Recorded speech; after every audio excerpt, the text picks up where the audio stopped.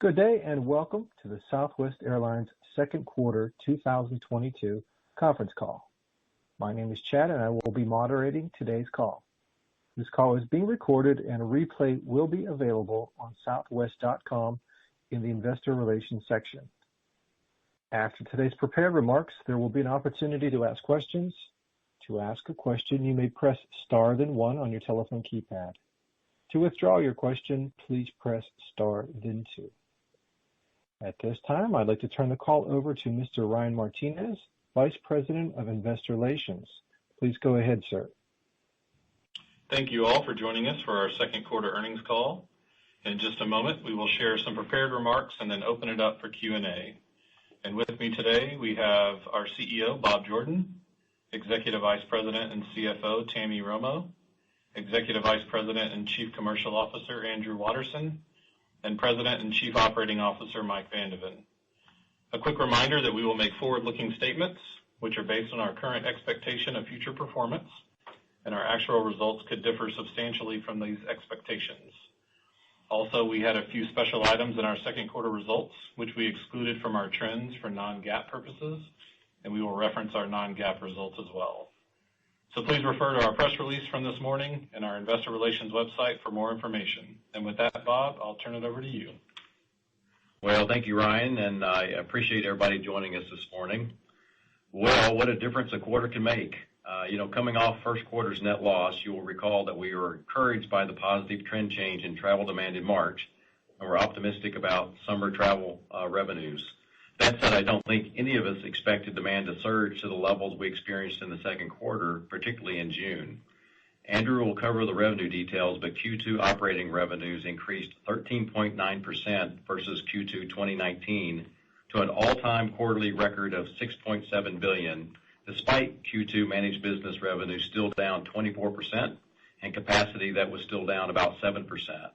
We also produced an all-time record quarterly net income, excluding special items, of $825 million. It is all because of the people of Southwest Airlines, and I want to just say a huge thank you to them for a job very well done. And I want to congratulate them on the progress that we've made together. It's just an incredible turnaround from last year, not to mention just a quarter ago. Looking forward, demand continues to be strong. We continue to experience both inflationary pressures and headwinds from lower productivity and efficiency. Energy prices have moderated a bit recently, but remain high, and we expect to have another meaningful fuel hedging gain here in Q3. But most importantly, we remain largely on our plan for this year. Our 2022 capacity remains stable. We remain on our cost plan. We're slightly ahead of our overall staffing plan, and our operational reliability is much improved. We've made tremendous progress, and our people have a lot to be proud of. I'm just extremely thankful for all of their efforts in getting us to this point in the pandemic recovery. Our third quarter guidance is based on our current outlook and excludes any significant unforeseen events, but I'll admit that there's a lot of noise out there right now. It seems that all of us know someone who has this latest strand of COVID. Inflation pressures are real, and there are worries about a potential recession.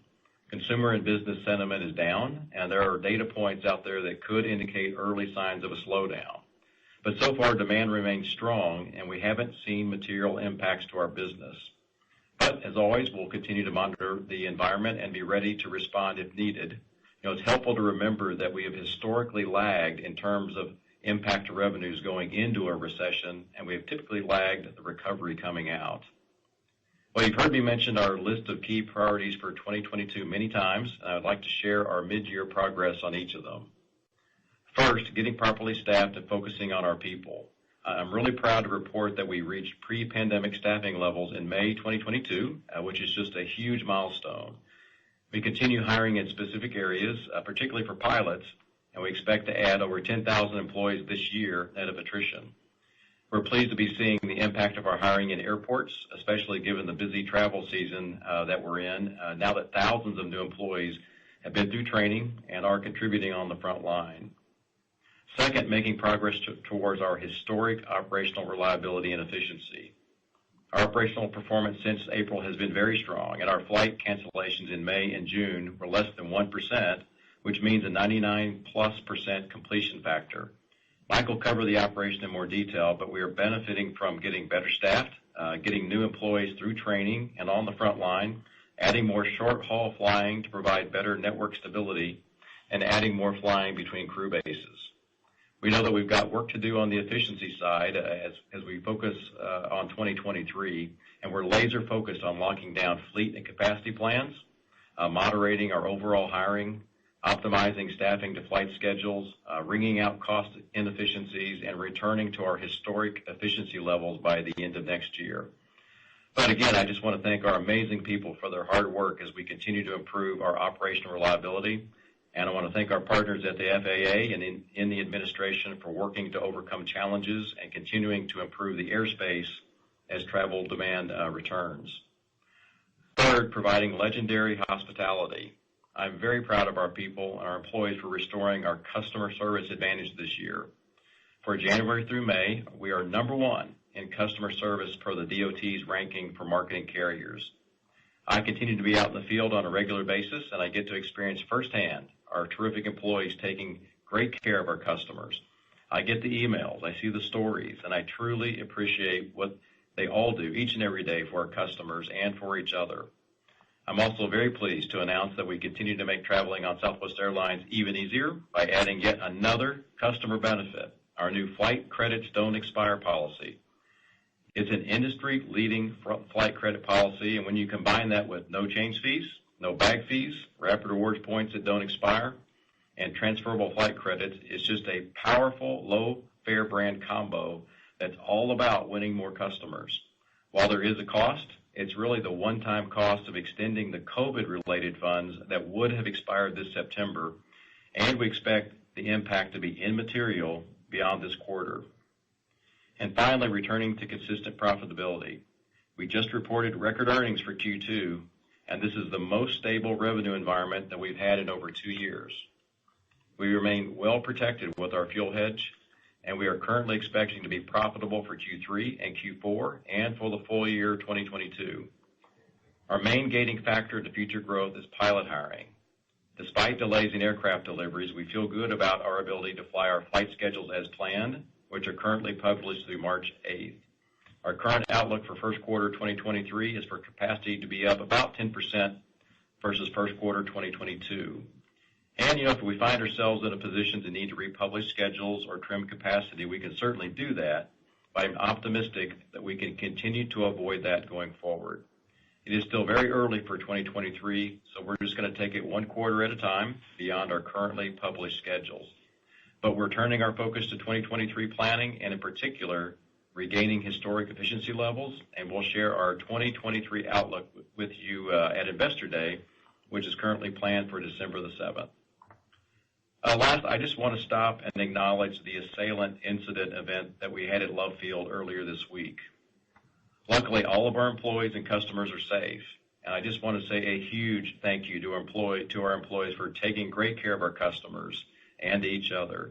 I want to thank law enforcement for their swift and professional action. Thank the TSA for managing the fallout, and just thank you to everybody involved for keeping this from being worse. I'm just very, very grateful for that. And with that, I will turn it over to Tammy. Thank you, Bob, and hello, everyone.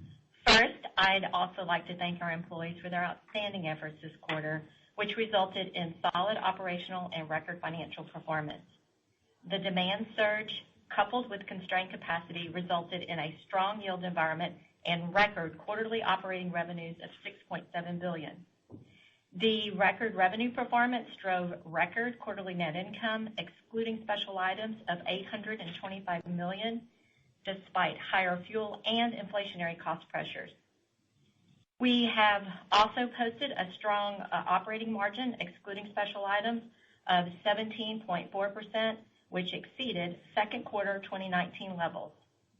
All around, this was an impressive quarter and an important milestone along our pandemic recovery. Andrew will speak to our revenue trends in a minute, including why we made the policy change regarding flight credits that don't expire. But I want to make a few comments regarding the timing of revenue recognition for breakage revenue for tickets expected to go unused.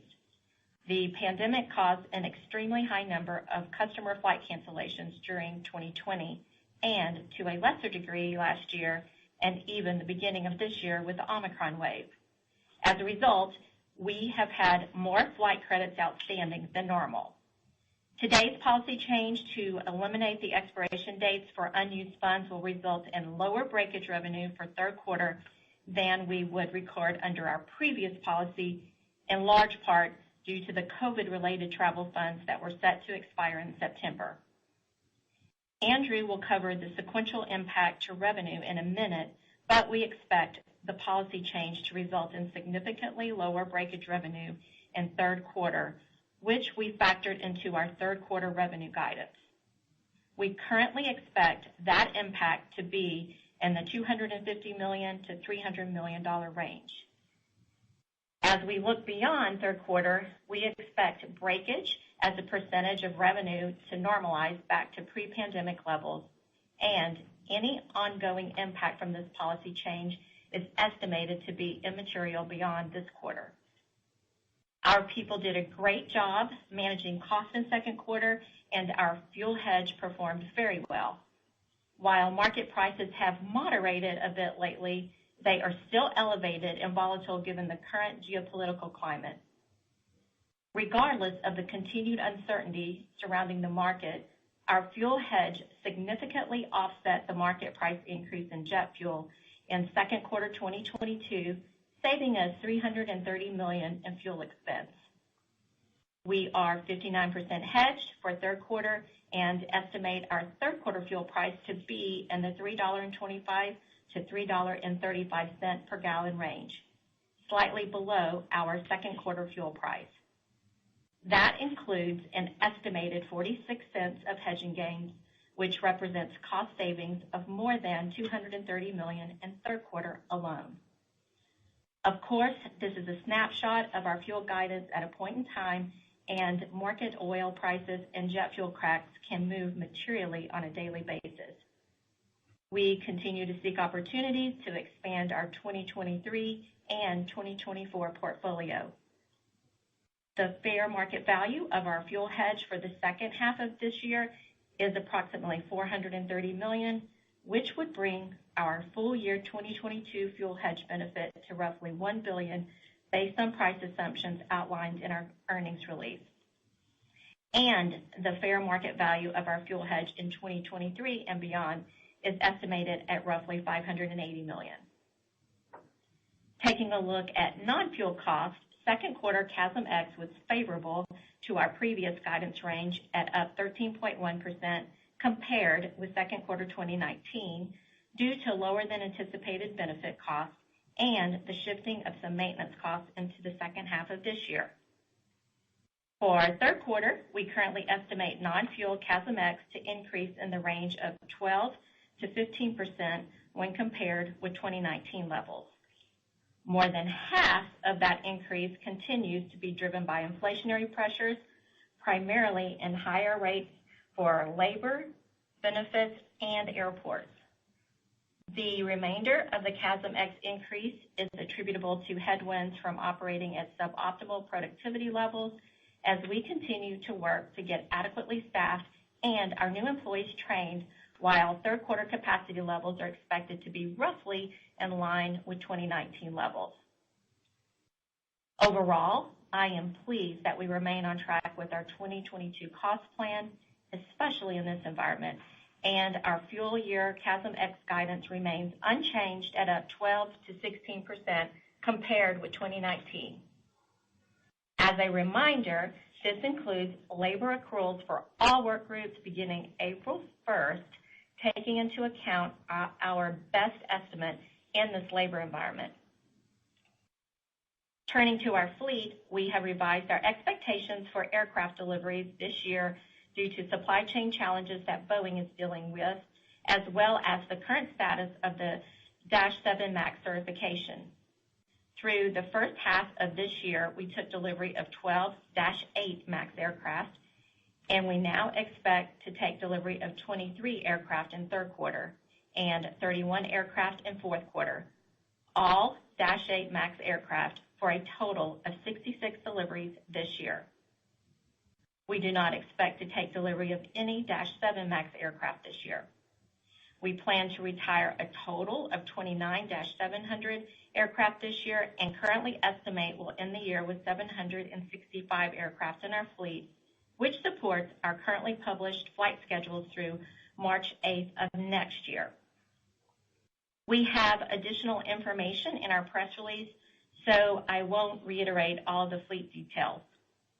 You will see that our contractual order book still reflects 114 MAX deliveries, including options this year, but we are providing you our best estimate for what we think we will receive this year based on recent discussions with Boeing.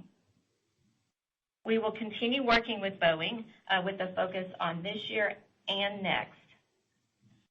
Based on our updated planning assumption that we will receive a total of 66-8 MAX aircraft this year, we have lowered our 2022 CapEx guidance to approximately $4 billion, $1 billion lower than our previous guidance that assumed the delivery of 114 MAX aircraft. On our balance sheet, we ended the quarter with cash and short-term investments of $16.4 billion. We also recently extended our $1 billion revolving line of credit by 2 years with no change to our covenants, and it remains undrawn and fully available to us. We are in a net cash position, and leverage is at a very manageable 53%. We continue to be the only U.S. airline with an investment-grade rating by all 3 rating agencies, which remains one of our key competitive advantages.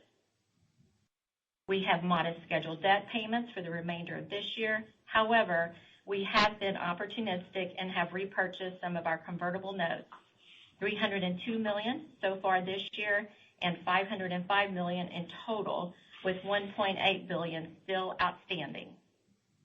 As a reminder, the payroll support restrictions on dividends and share repurchases remain in place until the end of this quarter. As always, we will be evaluating our capital plans with our board as we begin planning for 2023. Throughout the pandemic, we've been surgical in our capital allocation decisions to drive future growth and value. And in terms of priority, as we move forward, we intend to continue investing in the business as we scale for future growth. We will continue paying down debt, and we will continue to be opportunistic where we can, and we may have opportunities to reduce our leverage at a faster pace. As ever, we are committed to generating returns on capital well in excess of our cost of capital and intend to outline our future capital plans at our Investor Day later this year. So, more to come on that. In closing, I am very pleased with our second quarter results. As Bob mentioned, we remain on track with our plans this year, have better stability, and have good momentum heading into the second half of this year. With that, I will turn it over to Andrew. Thank you, Tammy. I will provide some additional color on our Q2 revenue trends and Q2 outlook and point you to our earnings release for more detail. Looking first at Q2, we experienced a significant change in revenue trends compared to Q1 as travel demand began to surge in March.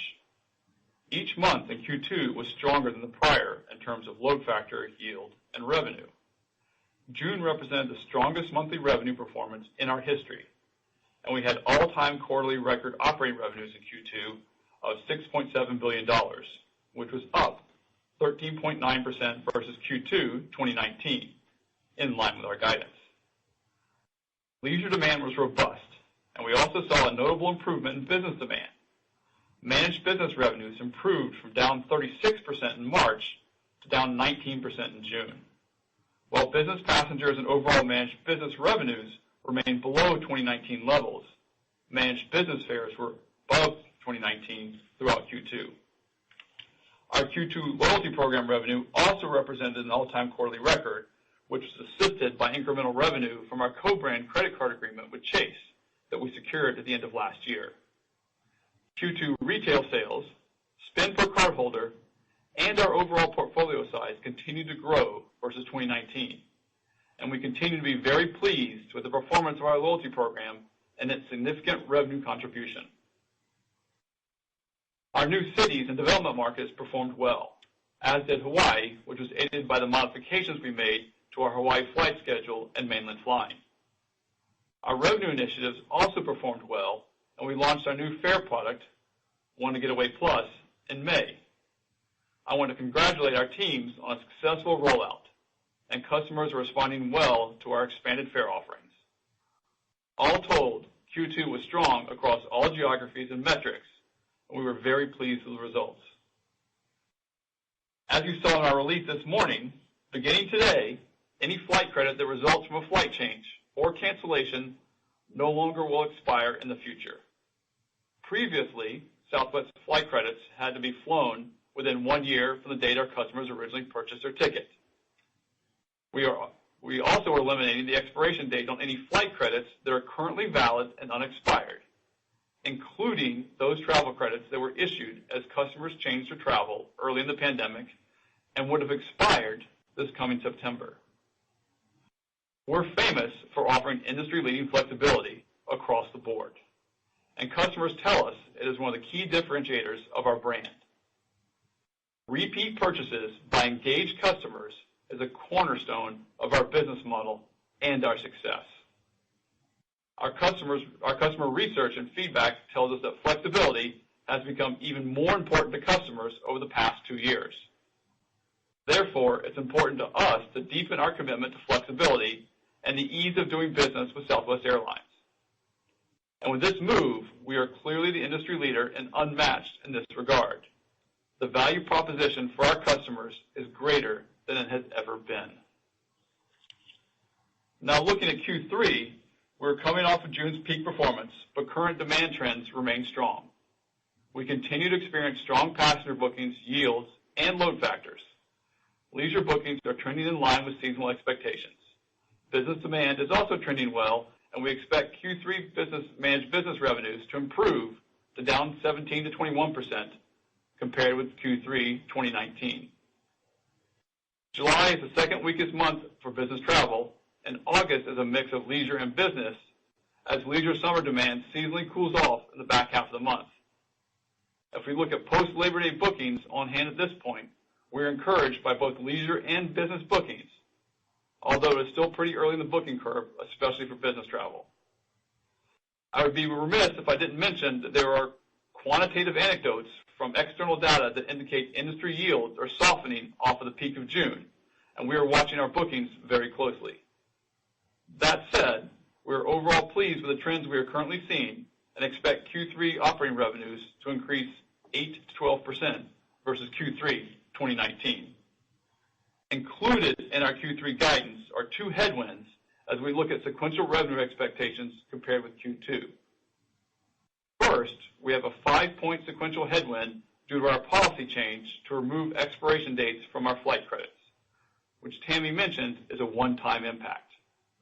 And secondly, we have a 2-point headwind due to our network restoration with focus in short-haul markets in Q3. Our network restoration is important to getting back to full utilization of our assets, but is already providing benefits in terms of operational reliability. And we believe this revenue headwind is temporary until business demand recovers more fully. Our Q3 capacity is roughly flat with Q3 2019, and our Q4 capacity is expected to be down 1 to 2% versus Q4 2019. Our flight schedule is currently published through March 8th, and based on current plans, January and February 2023 capacity is flat to January and February 2019. On a year-over-year basis, we expect Q1 2023 capacity to increase 10% versus Q1 2022. We are still early in our 2023 planning process, but that gives you an idea of where we expect to begin the year in terms of capacity. In terms of network restoration, and based on our full year 2022 capacity guidance of down 4% versus 2019, we continue to expect to be roughly 85% restored by the end of this year. While capacity levels are in line with 2019 in the second half of this year, our network won't be fully restored until at least the end of 2023 as we continue to rebuild the vast majority of flights we cut during the pandemic to fund new city growth. And with that, I'll turn it over to Mike. Well, thank you, Andrew, and hello, everyone. We are in the middle of the busiest summer travel season we've experienced in several years, and we're making significant progress in delivering a stable and reliable travel experience to our customers and to our employees. Our hiring momentum began to build in the first quarter, and that's continuing. Those additional employees are beginning to impact our day-to-day operating environment as they complete their initial training and move into their respective roles. Our new hires, combined with the schedule reductions that we made earlier in the year, as well as our ongoing operational modernization efforts, have stabilized the operation as we continue forward.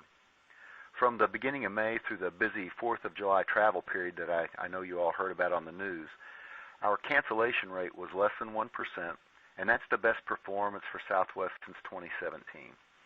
Our on-time performance over that same period, as measured by the DOT, was 74.3%, and while that is certainly below our expectation, it's primarily an operating tempo problem.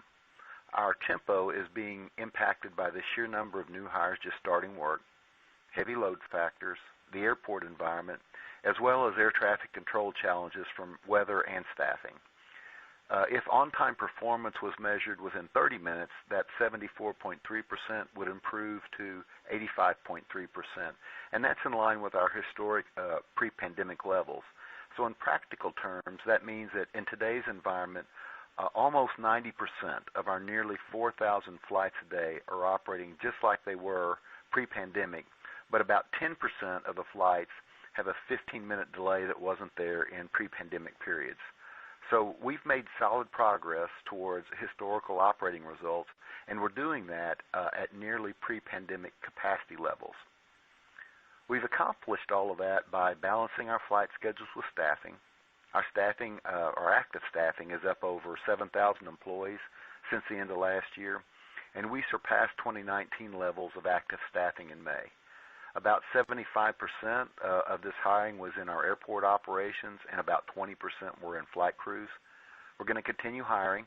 It's imperative that we remain adequately staffed to support both our customers and our employees. We're focused on improving the experience of our flight crews in terms of reroutes and deadheads and any unplanned overnights and extra flying. And finally, we've improved the quality of the schedule for our operation with more depth and more nonstop flights. We've added short-haul flights into business-oriented markets. Provides us more options when we have weather or ATC delays. And we also have more flying between our crew bases. And all of those things and all of those changes support a more stable operational environment. As we continue our network restoration, I believe that our operational performance will continue to improve. I believe that those improvements, combined with our other operational initiatives, are going to provide the foundation to recapture our overall efficiency and return to historic levels of productivity. And just a couple more thoughts on hiring and training. As travel demand began to rebound last year, our first step was to rebuild and restart our hiring machine. And we had staffing shortages and bottlenecks throughout the organization, from recruiters to the front line to supporting positions. We've been running at a record pace this year. And from a company-wide perspective, we've augmented our staffing in most of the critical areas, and that's leaving just our pilot hiring and training as the pacing factor for the company as we move forward. So as Bob mentioned, we still expect to add over 10,000 new employees this year, net of attrition, and we're now at a point where we can begin to transition those hiring efforts into more targeted and focused locations and groups where our network restoration is occurring. The majority of these hires will be to cover our published schedules and capacity plans this year, but we also intend to build some buffer so that we're ready to resume growth in the near future and then get ahead of our spring and summer of 2023 staffing needs with a more seasoned workforce. We're still being impacted by COVID illnesses and a higher level of inactive employees. Our sick rates are still elevated in some of our work groups, so we believe that it's just prudent to build some staffing cushion and buffer in the aviation environment that we all find ourselves in. And none of that's unique to Southwest. It's a work in progress, and getting back to historical levels of productivity by the end of next year remains one of our top priorities. So on a separate note, I was able to be at our grand opening of our new 130,000 square foot aircraft maintenance hangar in Denver during the second quarter, and that's going to be very helpful to the operation. With the addition of Denver, we now have 7 hangar locations. Dallas, Houston, and Phoenix, Chicago, Atlanta, Orlando, and now Denver. Our tech ops team does a tremendous job, and I want to thank them for managing through a changing flight schedule and a fleet plan over the past several years. And last, but certainly not least, our people have solidly restored our customer service advantage. Year-to-date through May, Southwest is back in the top spot for customer satisfaction for the DOT's Air Travel Consumer Report. And my sincerest thanks to all of our employees, especially all those on the front line that are taking care of our customers and of each other. They are simply the best, and I have my deepest respect and admiration. So with that, I'll turn it back over to Ryan. Thank you, Mike. We have analysts queued up for questions, so a quick reminder to please keep your questions to one and a follow-up if needed. Operator, please go ahead and begin our analyst Q&A. Thank you. We will now begin the question and answer session. To ask a question, you may press star then one on your touch-tone phone. If you're using a speakerphone, please pick up your handset before pressing the keys. To withdraw your question, please press star then two. The first question will come from Savi Syth from Raymond James. Please go ahead. Hey, good afternoon. Just in terms of the kind of the MAX delays here, I know you're talking about really working on one quarter at a time as you plan 2023, but was curious if the delays, I know pilot hiring, you've kind of talked about being the long pole in the tent, but do the delays that you're seeing today kind of give you pause about your ability to kind of plan and 2023 capacity? Hey, Savi, it's Bob, and then I'll let Tammy and Mike jump in. Obviously the change is a big one from 114 to 66 in 2022 here. But Boeing and GE and others are suffering supply chain issues just like everybody. So I'm not sure that it is completely unexpected. The good thing is, if you look through our published schedules through March, which I think are through March the 8th right now, because we did have excess aircraft that we've talked to you about, that reduction doesn't compromise those schedules. So we'll be able to fly the schedules as planned, which is good news for our customers, good news for our employees. It's a big number, though, so if you think about, well, how long is it going to take to recover catch up in terms of the delivery plan, I suspect, again, this is all kind of guess. We're going to go, schedule to schedule, quarter to quarter. But it feels like it'll take 23, could leak into 24 in terms of how long it takes to catch back up to the fleet, the original contractual fleet delivery plan. Now to your question, which is, what about constraints, which has been pilot hiring? If you end up, there's I think a chance that if you leak into, if this continues to delay into late 23, you could get to the point where the constraint becomes actually the aircraft deliveries versus pilots. So I think that would be late in 23 and not earlier. So again, we're just it's all speculation today, but for now we'll still stay really close with Boeing, and that's late in the year in 23. So we'll keep after our pilot hiring plan. That's helpful. And if I might, on that pilot hiring topic, I think you were saying last quarter that you're kind of hiring or training around just over 1,000 this year. And you're getting capacity that you can kind of do, with the hiring and training for maybe 2,300 next year. Is that, I know that's the top end. Is that what you think you're going to need to do, or how should we think about pilot hiring and training kind of costs and levels as we kind of move through the second half of this year and into next year? Yeah, we'll hire.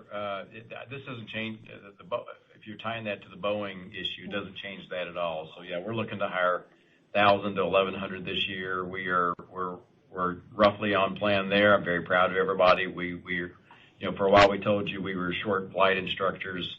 We've hired all of our flight instructors as of, I think, May. So the training, the sims, it's all running at full capacity. I think the plan is to hire about 2,200 pilots next year. So that will remain our plan because it's full capacity, and then we will get these aircraft. even if they're slightly delayed, as we talked about in late 23. So this doesn't change our pilot hiring plan. Appreciate that. Thank you. You're welcome. Thank you. And the next question is from Jamie Baker from J.P. Morgan. Please go ahead. Hey, good morning, everybody. This kind of builds on Savi's question. I mean, given the Boeing issue, it doesn't seem like Southwest will ever catch up to where you would have been in terms of overall size had COVID not occurred. So, if we think about 2025, I don't see a path where Boeing could accelerate to make up for lost time. So it seems inevitable that you'll be, smaller in 25 than you once planned, smaller in 2026 than you once planned, and so forth.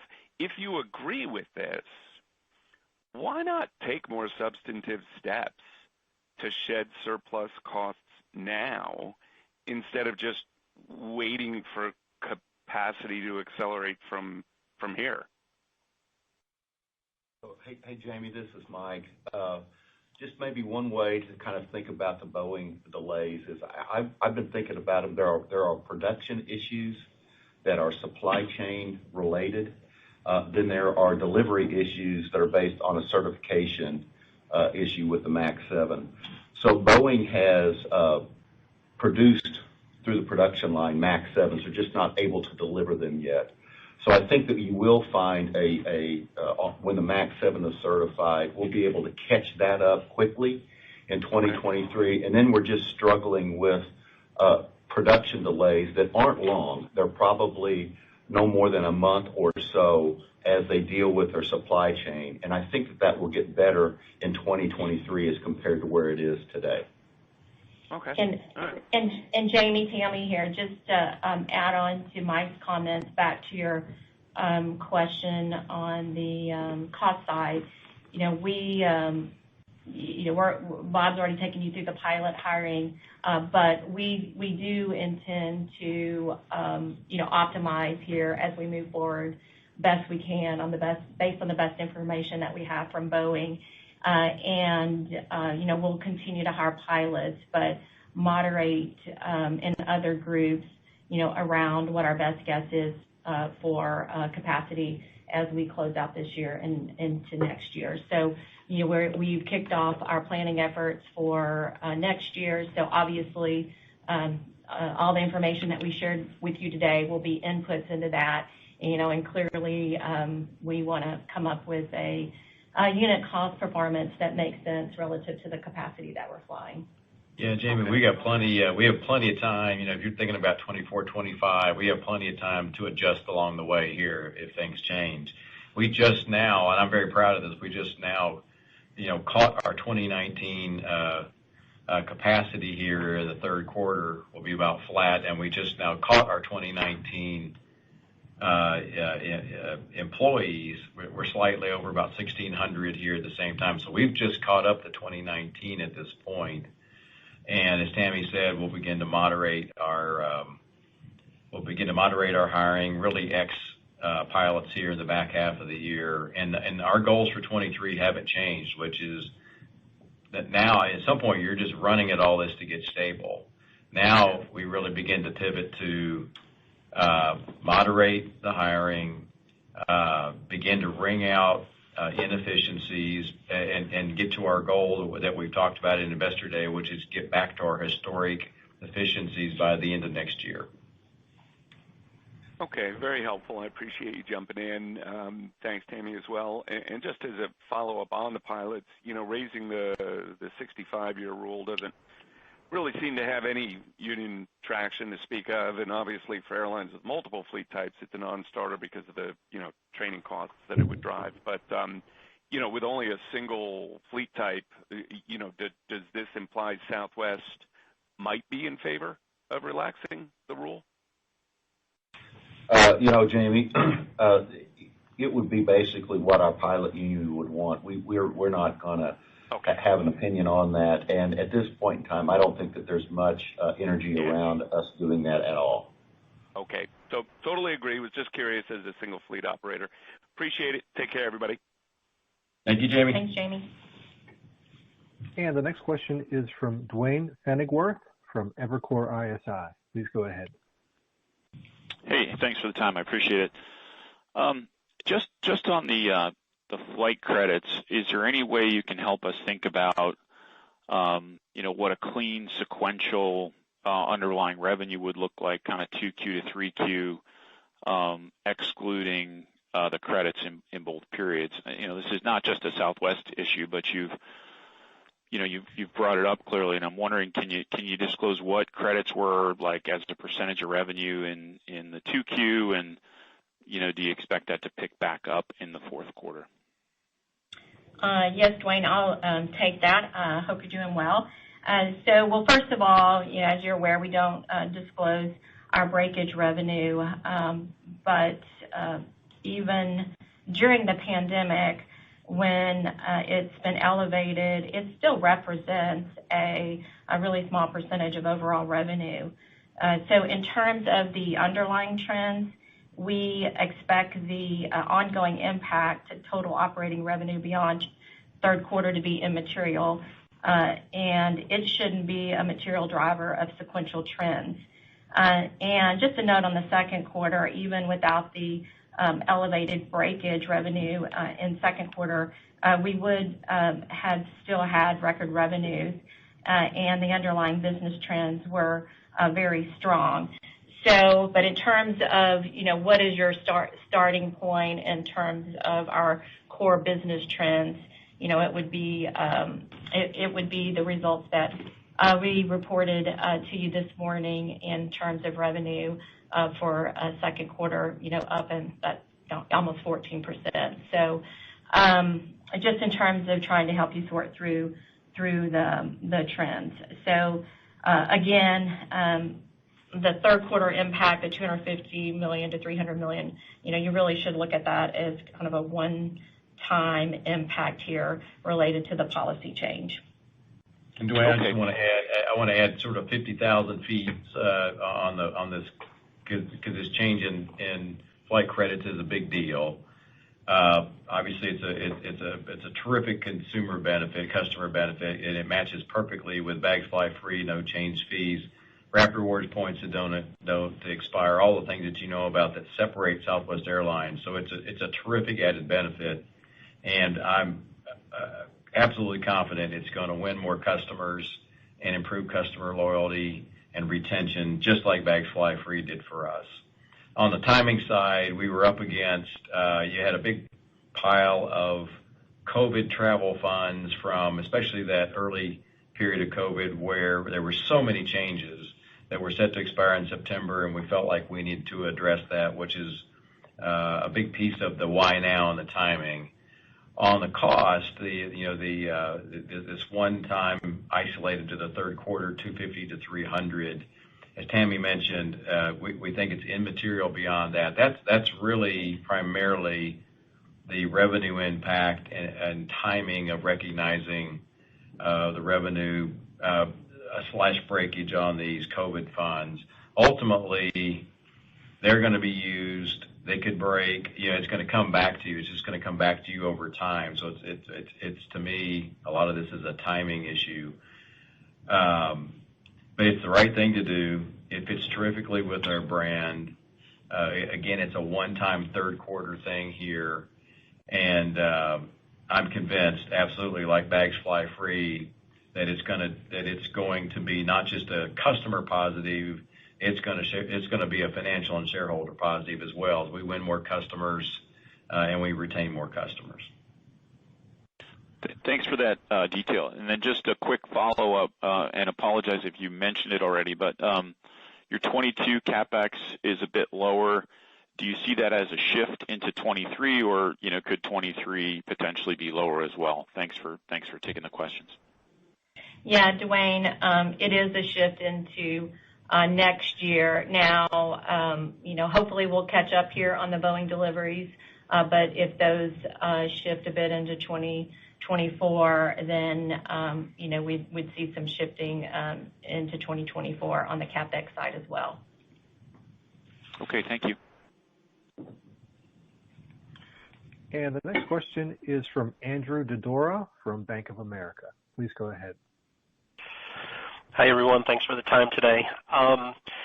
Tammy, if the delivery program keeps getting pushed out and sort of limits your ability to fly your anticipated schedule, what types of levers do you have in order to help kind of maintain your longer-term, cost structure that you outlined at Investor Day?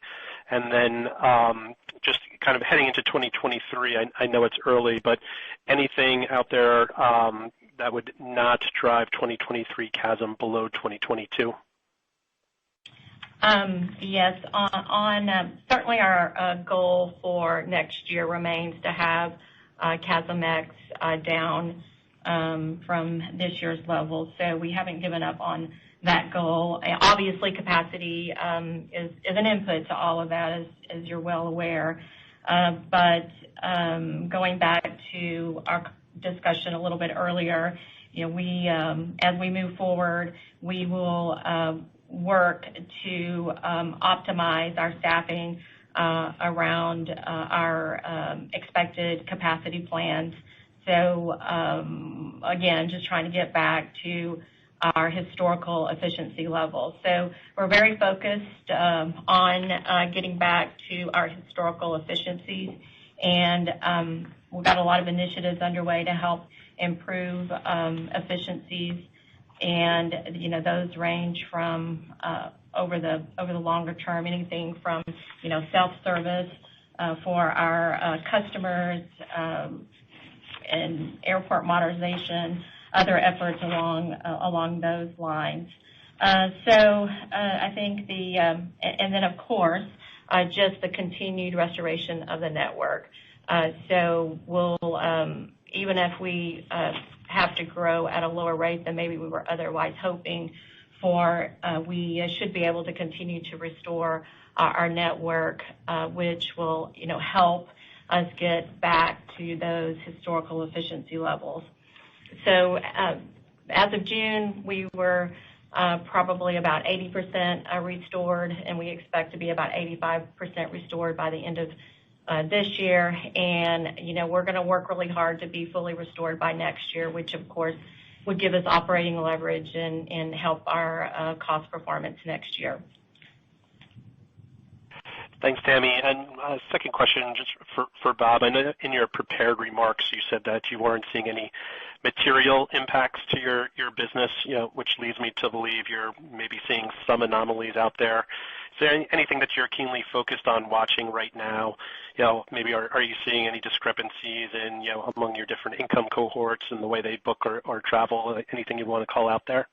Thanks. No, and I'll also defer to the master here, Andrew, to add a whole lot of color, but it's just it's nothing specific because it's more the surrounding data. So if you look at our booking strength, it continues. I mean, obviously June was a peak as it is typically across the sequentially across the year, but the booking strength is there. You got strength post Labor Day. It's really just looking at the other factors. So as I mentioned, business and consumer sentiment is down. You've seen some peaks here. Rates are rising. Just all the things that typically lead you to expect a bit of a slowdown. So really nothing more than that color because we aren't seeing it in our bookings yet. It's just a call out. And Andrew, please add color to that. Yeah, I guess I'd add to that, Bob, that we see still substantial demand, substantial visits to the website, substantial volumes, but we saw a peak of yields in June. And all the industry data we look at, whether that's ARC data, whether that's credit card data, whether that's Adobe or Hopper or CPI, they all point to that same kind of peak in June. And so, loads are fine and yields are up generously on a year or 3-year basis. They're not up as much as June, that's all. So it's kind of sequentially softened a little bit, but at a level that's still well above 2019 levels. So that gives us a lot of encouragement going forward. We're also rotating out of a high leisure period into a high business period. And so you expect then business to hold up more of your capacity, so to speak. And so that'll be the big question. We've obviously guided to a sequential 5-point improvement in managed business into Q3, and how that evolves through Q3, because that's the prime business travel season, is kind of back half of August through October. If we see good improvement there, I think that will be really meaningful for trends. Well, you take all that, thank you. You take all that in context. We always want to guide appropriately, and so you take all that into account as you think about your guidance as well. Great, thank you. Thank you. The next question is from David Vernon from Bernstein. Please go ahead. Hey, Andrew. I wanted to ask you about the headwind you're expecting from the return of short-haul business flying, that 200 basis points, whatever you're calling out there. When you think about the driver of that, is that just, in some of these high-density markets, you're going to be flying at a lower load factor? Or I'm trying to kind of square that call-out you're making from a headwind perspective with the bullishness in terms of recovery in managed business travel. So I'll start off by we put that in there. The research and development teams from network planning worked with Mike's research and development teams from operations planning, and we looked at what would be the way to improve the operability of our summer and the fall schedules. And so we jointly evaluated innumerable schedule concepts. We came up with this return of some specific short haul for recoverability Mike talked about, more flying between crew bases, more crew base originators from like the low 30% to the high 38%, and then some looking at some midday peaking that was stressful on ground operations. All that together made for a more operable summer. Now, because short haul is really powered by business travel, return of business travel will make the kind of revenue impact of that mitigated. And so corporate travel did kind of, as you see through ARC data, plateau on a volume basis in mid-June. And so as we come out of summer and people, burn off their PTO they had accumulated in COVID and get back on the road, you would expect that short haul that was put there to help recoverability would get additional travel from corporate travelers. And so that shows up, either is yield or load factor. It's just insufficient demand for that level of short haul capacity. And so in some months you may see if the yield was higher and load was lower and vice versa. It just shows you there's insufficient business demand for that level of short haul at this point in time. But as we go into a more heavy business travel season, that can be mitigated through the return of business travel. I think I understand the driver of putting it in there. When you think about the go forward and the look ahead, right? If we do end up in a softer period, can you talk us through how you'd think about when the decision to keep that capacity up maybe isn't the right one, or how flexible are you on that in terms of the sensitivity to that demand recovery? Well, besides the demand recovery, the second thing that will aid it is a network restoration. You can think of this short haul being restored and longer hauls not being restored creates an imbalanced network. And so even though we're predominantly a point-to-point carrier, there's many situations where you have a higher flow content. And if you look at our short hauls on average, besides having higher business content, they have higher flow content. And so by not having the kind of medium and longer hauls in that same geography where you find the short hauls, you're starving them of the flow they normally have. So as we go through and add in medium and long hauls as pilot supply allows, that will then kind of help balance the system and allow those flights to be fuller, if not with as much business travel as one might imagine, at least more flow, which right now we're seeing is carrying a pretty high yield. All right. Thank you guys for the time. Our pleasure. Thank you. And the next question is from Scott Group from Wolfe Research. Please go ahead. Hey, thanks. Afternoon. So I'm sorry, I just want to go back to this breakage issue to make sure I understand it. So if we're thinking about fourth quarter revenue, should we just assume normal seasonality from this lower third quarter run rate, or do we take the third quarter, add back 250 to 300, and then assume normal seasonality from there? I'm just trying to understand, what this could mean for fourth quarter. You would just take our reported results and adjust for a normal sequential trending from what we reported to you, or what our guidance is for third quarter. So you just simply take out that one-time impact. And then it's just maybe just elaborate, Tammy. I mean, as those funds that we've now extended are used over time, that's going to play out over a period. That's not a forecast. It's going to play out over a period of time as they're used and revenue is recognized. That's right. It's just simply the timing of the revenue recognition as we move forward. And then our trends as we go forward should really revert back closer to pre-pandemic levels in terms of the percentage of breakage to revenue. So this would have been, if I'm thinking about this right, this would have been the final sort of big quarter of breakage, and then you would have seen the drop-off in fourth quarter had you not made this change. You're making this change, so you see the drop-off in breakage starting this quarter, and then you sort of go normal from here. Is that right? Yeah, I think that's a fair way to look at it. That's very fair. Okay. And then just lastly, I know you've got the 10% plan for January, February next year. Would you think or hope that full year 23 is up more or less than that 10% on capacity? Well, I think to start with, that Jan Feb is flat to 2019. I think we're looking at first quarter being up 10%. So once we kind of get March out there, you'll see the first quarter versus 22 being up 10%. And so that's a good starting point. I don't want to get over my skis for the back half of the year. As Bob mentioned, you have both either pilots or aircraft could become a constraining element, but at least to start the year through at least the beginning of summer, I think it's a good place to start. Yeah, it gives you a good sort of indicator of where we're headed, I think. But yeah, there's so much noise in 23 right now. And again, on two critical fronts, pilot hiring and availability, and then availability of aircraft. So we're just going to have to take it schedule to schedule. Okay. Thank you, guys. Appreciate the time. Thank you, Scott. Our pleasure.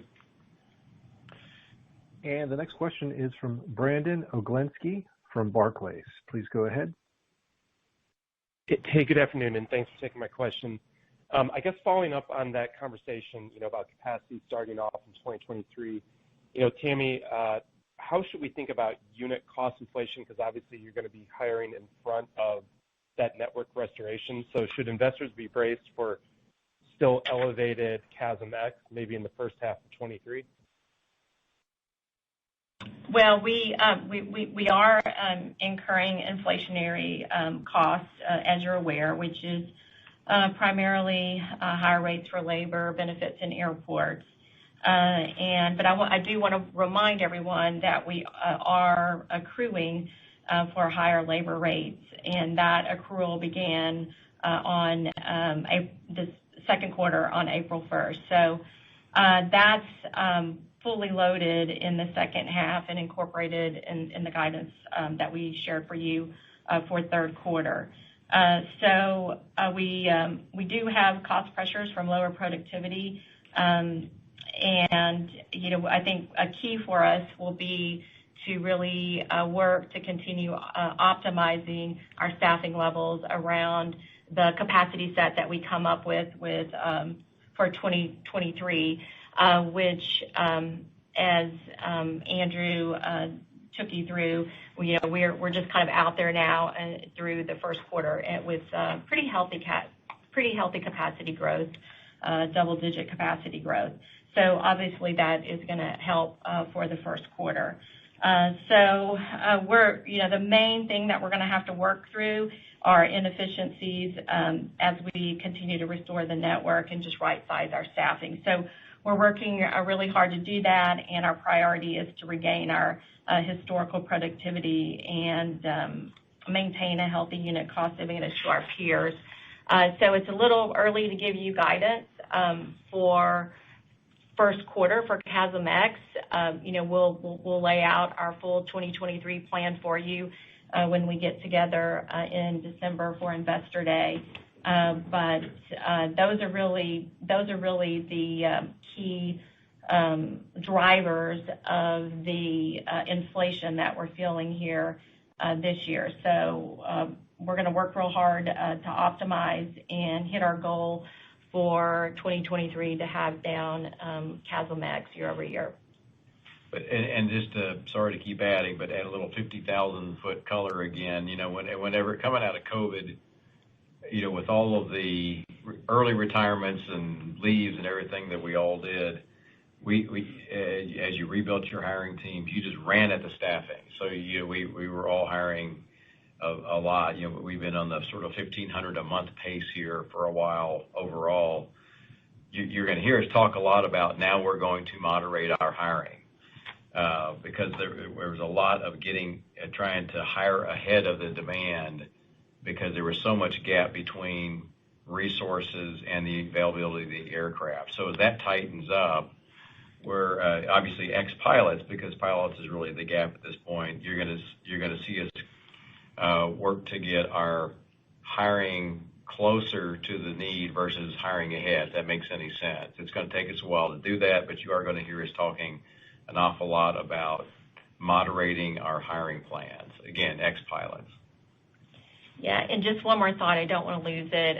Again, going back to the network restoration, as we do bring back on those more of our longer haul flights, that will certainly ease some of the CASM-ex pressure as well. Appreciate that, guys. And I guess, Tammy, to follow up on that, is the limitation here really pilots, or is it commercial constraints? Is it Boeing order book? Or is it a combination of all three? Today, it's pilots. We have the fleet we need to fly our schedule through March. So, going back to what we shared with you last quarter, we had more aircraft than we really needed. So with the adjustments that we walked through, or that we have agreed upon with Boeing, we believe that we can fly our schedule here through the end of the year. So today it is pilots, and as we move into 2023, we're hopeful that we'll begin to catch up here on the deliveries, but it is possible that as we get to the end of 2023, the constraint could go from pilots to the fleet. So it's just too early to give you any more precision than that today. Thank you. And the next question is from Sheila Kahyaoglu from Jefferies. Please go ahead. Good afternoon, everyone. Thank you. I wanted to ask about the managed business revenues improving from, I think, down 30% in April to down 19% in June. Is there any way to think about the breakout of how much of that improvement was volume versus better pricing? And you pointed to fares above 2019. So what are sort of volumes today, and how you think about it getting back to 2019 levels? We had volumes improving faster than fares. Fares were still elevated versus 2019, but volumes really picked up from really starting in March through the end of June. I will say that it was skewed towards smaller businesses, and government and education were traveling. Our largest corporates are the ones that are lagging, particularly banking, consulting, and technology, who previously were amongst our top tier travelers, now are on the lower side. And then if you kind of look at all of our accounts, our largest accounts, they're all traveling. They all have activity, and they just have less unique travelers per account. But those travelers who are traveling just slightly less than they were traveling before. So it's more about these large companies don't have the same number of people out there traveling right now, which we think varies by company of what that reason is. But that's the kind of hope for benefit as we get into the travel season here post-summer, is to get more travelers per account out on the road. Got it. No, that's super helpful. And then I just wanted to follow up on some of the RASM questions. If we exclude the headwinds from more short-haul corporate and breakage, there's a 5-point deceleration, and you mentioned pricing peaking in June. But as we think about that deceleration and how we extrapolate that towards the pricing environment retracting slightly versus restoring the network, I guess, how do you think about potential scenarios into Q4? I'm not quite sure I got the last part of that, but I'll start off with the first part, which is about the deceleration. I think to have year-over-3-year RASM be flat from Q2 to Q3, one would have to have load factor be flat sequentially, and that certainly is a reasonable assumption. And then secondly, you have to have yields be flat sequentially from quarter to quarter. As I mentioned earlier, we're seeing through all of our external data as well as our internal, the yields peaked in June. And so, and that's a leisure-heavy period where they peaked. And so essentially you couldn't push leisure travelers beyond a certain fare level, it seemed like. And that same highest fare level also seemed to, hurt our redemptions as well because the point volume got super high. But now you're rotating in a period where there's less leisure travel, and you certainly can't push fall leisure travel at the same fare levels as the summer. And then we have the kind of composition issue of how much business travel will be back, who are paying the higher fare. So you have a composition headwind as we go from Q2 to Q3 because it's business and leisure, and you have the point of leisure travelers have a price elasticity effect where you can't go much higher. And so that's really what's driving this kind of change. It's not an abrupt change or a free fall. It's just a moderation from the heyday of June. Yep. Okay, sure. Thank you so much. My pleasure. We have time for one more question. We'll take our last question from Ravi Shankar from Morgan Stanley. Please go ahead. Thanks for talking, everyone. If I can just follow up on that last comment on the yield. Again, is the message here that what you're seeing is just normal seasonality, or is it like better or worse than that? Also, do you have a sense of what percentage of the June yield growth versus 2019 is sort of the new normal or can be built as part of the baseline going forward, if you have a sense of that? So my personal opinion is that June leisure travel reflected part trend, part pent-up demand that was kind of a one-time effect, so to speak. And so we're still seeing leisure yields up July, August, September. So leisure yields are still up and look like they'll continue to be up as far as we can see in our booking curve. And then, yes, you do then have on top of that a compositional effect. So you have that pent-up demand that will not persist, but you still have an elevated leisure trend, and then you rotate that into a time of year where leisure is a lower composition and business is higher, and then that then begs the question of how much business will there be. So a lot of that kind of ultimate yield for Q3 will turn on how much business demand comes back, and if we see a return to that kind of acceleration we had in the spring of business travel. Got it. Sounds good. And maybe as a follow-up, Bob, maybe to summarize a lot of the detail on this call so far, what do you think is the biggest risk facing Southwest over the next 6 months? Is it a risk of a consumer recession kind of beating up your top line, or is it another kind of operational snafu for the industry in a late fall into the fourth quarter that kind of drives elevated CASM-ex? Robbie, the airline industry there's always it's not for the faint of heart, right? There's all kinds of things in front of you. I don't know that I tend to think of it the same way. I kind of go in the reverse here, and then I'll come to your question. If you look at just the past 6 months and where we were, so we've gotten staffing stable. We're on our hiring plans. Obviously, we have work to do with pilots, but we are in so much better shape. We've gotten operationally stable. Same thing. We want to do better, but we are in so much better shape. Our cancel rate in May and June was sub 1%, better than 2019. We just had a record quarter, record operating revenue. So it's just we're hiring 1,500 people a month. There's just so many things to be grateful for in terms of the pace of getting the airline from kind of surviving to being really stable. Now we want to move into the next phase and really move back into operational excellence and other things. But now to really answer your question, though, I do think there's no one thing on the horizon. There is, if you just sort of click through them, there's risk in hiring enough pilots. But we're filling our classes. We have a lot of folks in the pipeline. The sims are full. The classrooms are full. We have all of our flight instructors, so check. I feel good about that.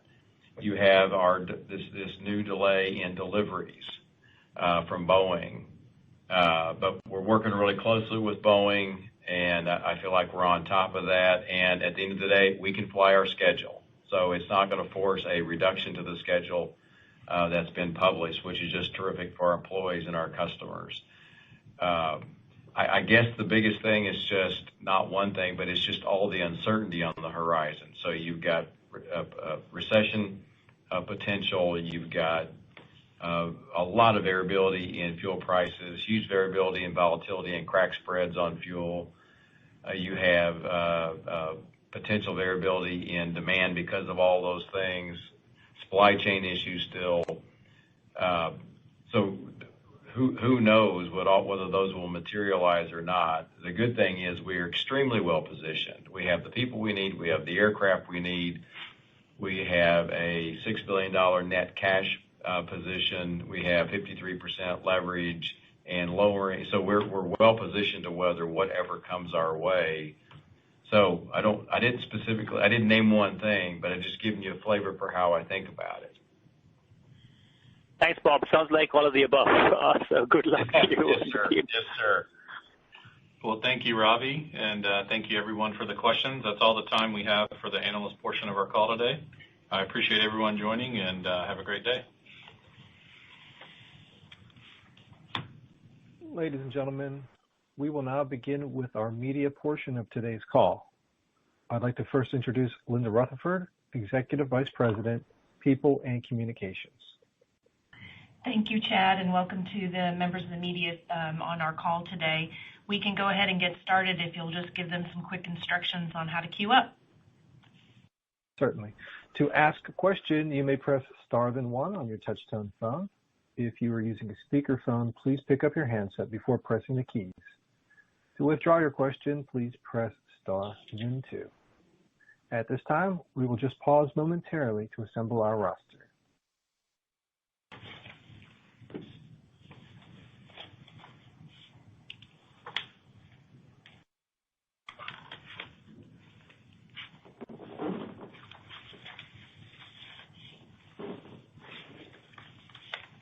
And our first question today will come from Allison Sider from the Wall Street Journal. Please go ahead. Hi, thanks so much. I wanted to ask about the report that the FAA released yesterday, and specifically some of the allegations it raised about how Southwest has responded to investigations of certain flight incidents and accidents. Could you talk a little bit about kind of what you made of those allegations, if you agree with those assessments, and whether you've made any changes in the last couple of years to your approach to those investigations? Hey, Allison, I'll start, and then Mike can give a lot better information and detail, I'm sure. But I think from what I've seen here, there's nothing new. It's a collection of old stories. So these are allegations that were raised, I think, in 2018, 2019, all examined by the DOT, the OIG, others, and I think a published report in February 2020. We cooperated with everyone, FAA, OIG, Senate committees, et cetera. Took this very seriously, as we always do. Safety is number one. We are very safe, always improving safety. So I think this was just, in my mind, it was just a wrap-up of that process. So I think in the special counsel report or letter that came out, even at the end there, it acknowledged that this matter is now closed. So I think it's just essentially a closeout of what occurred in 18 and 19 versus some new news. So to me, it's just it's a rehash of something that has gone on before versus anything new. But Mike, you want to add anything?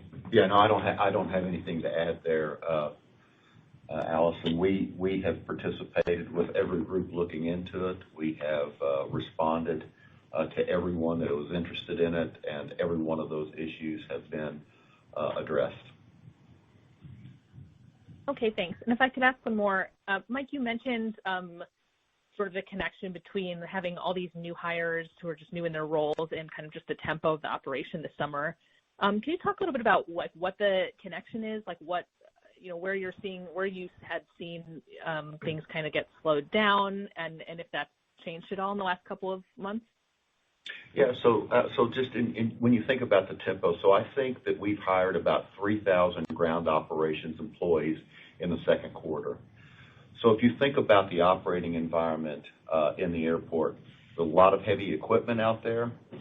There's an operating tempo out there and you don't necessarily feel that or experience that in training. And so when you're a new hire employee, part of the on-the-job training process is to match you up with an experienced employee. And so a ramp agent at Southwest Airlines that has been there a year is he can work alone or she can work alone and process all the activity. If you're a brand new hire, you're paired up with someone. So those are the kinds of things that just pace and slow down the operating tempo a bit. And so we just have, given all the hiring, you just feel that as part of the company. Great, thank you. And the next question is from Dawn Gilbertson from the USA Today. Please go ahead. Hi, old newspaper. Quick question for Andrew. I'd like it if you could maybe go into some more detail on your policy change as it relates to credits. I guess, was it ever under consideration to just extend the COVID credit policy and not make this broader? Can you just talk about the pros and cons you were weighing? Was this you get questions all the time. Can I extend my credit? I know you offered people, they could pay $100 to get a credit. Did it just become kind of overwhelming trying to do this? And this was, aside from your brand promise, this was something that you thought would make things a whole lot easier for employees and travelers? Thanks. Hi, Don. I think you're on to good elements of this. So we had this looming expiration of kind of COVID funds that kind of brings it to the why now, as Bob mentioned earlier. But flexibility has always been important for customers, but over COVID, it's become even more important. And you see, like in our Want to Getaway Plus, we allow you to transfer flight credits. We now have discount refundable tickets because that becomes more important to people. So the desire for customers to have more and more flexibility has been increasing. And now it's become the number one call driver for our customer relations department as people calling in and talking about their funds. We also added in the website under the My Account. We kind of put it prominently, even before your point balance, you have it there. And so the elevated desire of our customers for flexibility and concern about funds led us to this move, which we think is consistent with our brand. And so you could just extend some funds, but realistically, that really gives you nothing to go and promise customers. If you say, well, not only just extended, they're extended forever, then you can go out and say, now part of my marketing message is, I'm giving you this. It is yours to begin with, and it will never expire. We can market that, and that can lower the hurdle for people to buy a ticket from Southwest Airlines because, A, they know they can change it. There'll be no fee. They know they can bring bags, and all that stuff. And on top of that, you're not worried about using it in a timely manner because it'll always be there for you. So you put those things together, and you might as well go all the way and have it never expire versus just a simple extension, which kind of gets lost in the shuffle.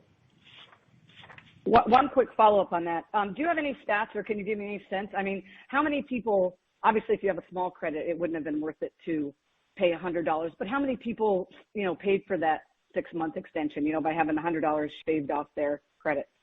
I don't have it, and maybe we can follow up. I don't know if we even track it. It wasn't always a policy. It was like a compromise sometimes. Many times we would just extend it for free, and other times when it was clear that someone had long forgotten it, we've extended it multiple times, maybe that was the last gap. So it was not a hard and fast policy from us. It was just an occasional practice. But it shows you kind of the increasing importance to customers. So, we'll just move to the other side of the ledger, so to speak, and say it's always yours and it'll be there for you. Well, okay, thanks very much. We're always doing customer research around what do our customers want. That's how we arrived at we need to add, recently we need to add power on the aircraft. We need to add the larger overhead bins. And the desire for flexibility, especially post-COVID, where there were lots of changes, it rises right to the top.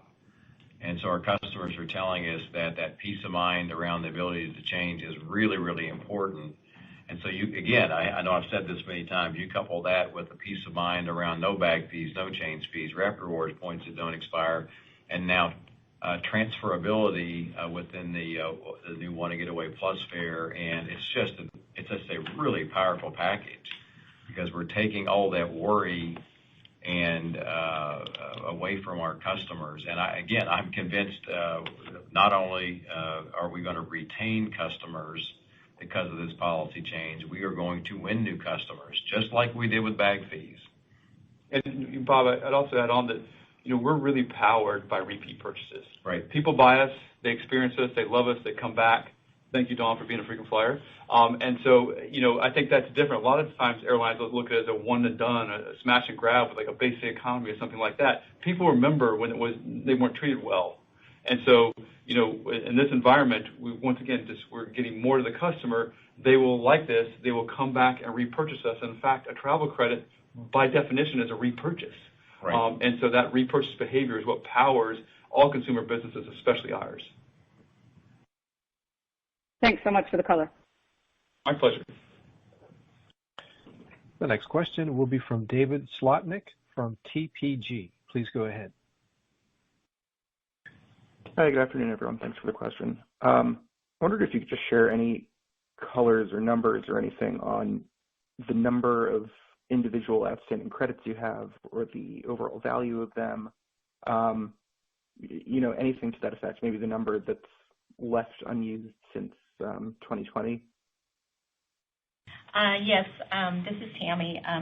I can help you with that. In terms of the balance that represents travel issues that have been issued, what was in our air traffic liability balance at the end of the second quarter, it probably represented about 6% of that balance. So call it between $400 and $500 million, and that is of course a net of estimated breakage. So that gives you at least a ballpark. It's historically been maybe a little bit lighter than that, but it's not the most significant piece of our air traffic liability. Okay, thanks very much. Thank you. And the next question is from Nahud Rajwani from Axios. Please go ahead. Hi, everyone. Thank you so much for doing this. I wanted to ask about talk in the local news media lately in the Dallas area that Southwest will be able to expand service to DFW without having to give up gates at Love Field starting in 2025. I wanted to ask you directly, is adding service to DFW Airport part of your long-term plan? Why or why not? Well, first off, Dallas is our home, and we love serving Dallas. We were born here. Dallas, we put a lot of money into Dallas Love Field, basically rebuilding the airport, adding gates, and we're very happy there. Job one, is to secure the gates that we have at Love Field and all that. Love Field, though, obviously is constrained. And so we want to continue to serve the area, and at some point that becomes difficult given the capacity at Love Field. So it's just a general comment that as that we'll look to add capacity generally to the extent that we can. There are a lot of potential ways to do that. Obviously, DFW could be a way to do that. We don't have anything in process. It's really more a comment about being able to serve the area than it is about a desire to go to DFW. And at some point when you're constrained, you have to find a way around that. But really, job one right now is to preserve access to Love Field. And Andrew, I don't know if you want to add anything to that. Well, I think it's common for us to serve multiple airports in a metro area. We do that in the Los Angeles Basin area, San Francisco Bay Area, Washington, D.C., Houston, Chicago. So that's normal for us. So it would be normal for us to have another airport be served in a large population base like Dallas. One of our responsibilities is to create more opportunities we can prosecute. And so we have lots of opportunities all around our system. Dallas is one of them. So I think the point in time is not material, but it's an opportunity for us to prosecute when the timing and the facilities are right. Very, very well said. So, the issue isn't DFW. The issue is how do we continue to serve the area. That's really the issue at stake. Thank you. And if I may follow up briefly, are you able to share some of the benefits that you've noticed operationally for having flights out of 2 airports in a metro region? What are some of the things that can be a win-win for not only customers but also for you at Southwest? We generally want this for our customer reason because we want customers to go to the airport that's most convenient to them. So really when you get in these big metro areas, traffic also becomes a big part of your travel plans. And especially if you're flying shorter hauls, if you're flying from across the country, you may not perceive the difference between LAX and Burbank and Long Beach and Orange County and Ontario. But if you're flying from Denver or Northern California or Phoenix, then it can become the traffic's a material part of your journey. So you want to fly at an airport that's closer to where you're going.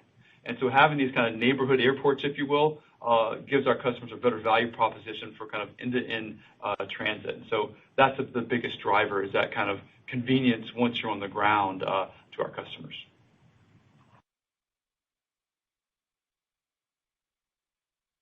Thank you. My pleasure. Thanks for the question. We have time for one more question. We'll take our last question from Niraj Chokshi from the New York Times. Please go ahead.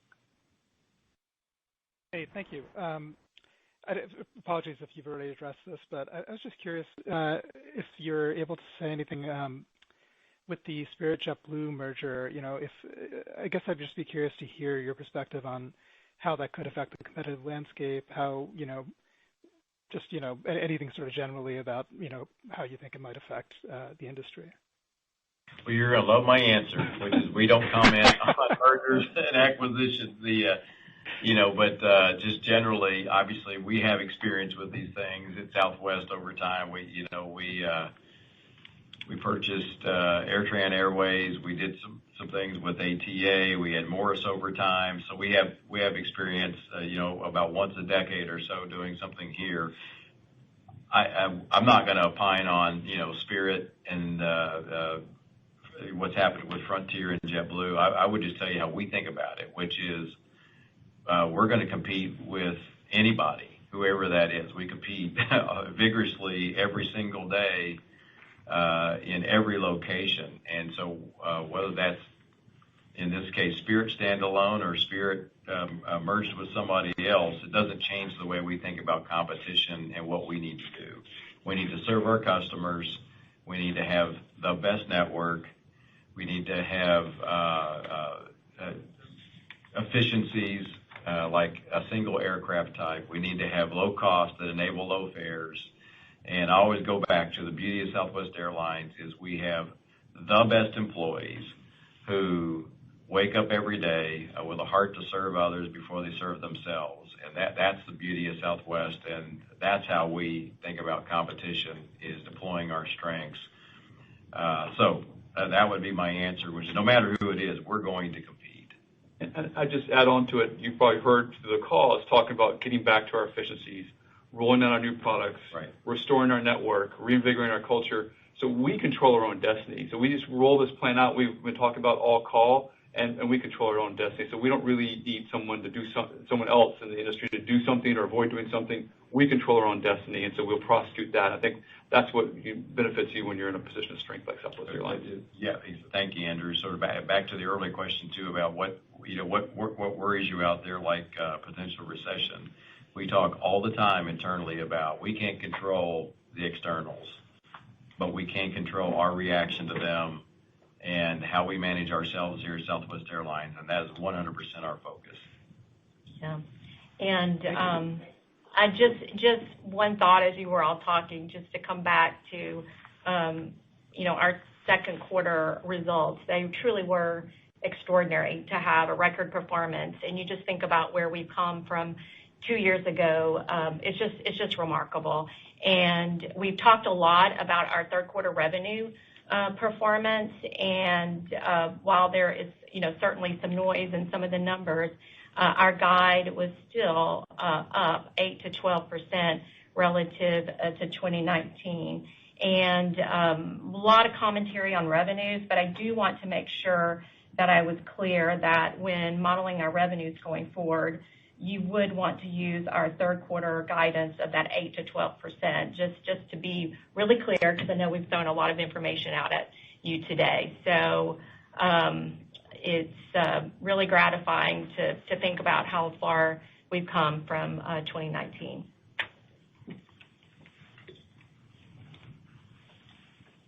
Thank you. This concludes our question and answer session. I would like to turn the conference back over to Ms. Rutherford for any closing remarks. Thank you all so much for being with us today. As usual, you can follow up with our communications department if you have any other questions, or you can visit us at www.swamedia.com. Thanks and have a great day. The conference has now concluded. Thank you for attending today's presentation. You may now disconnect.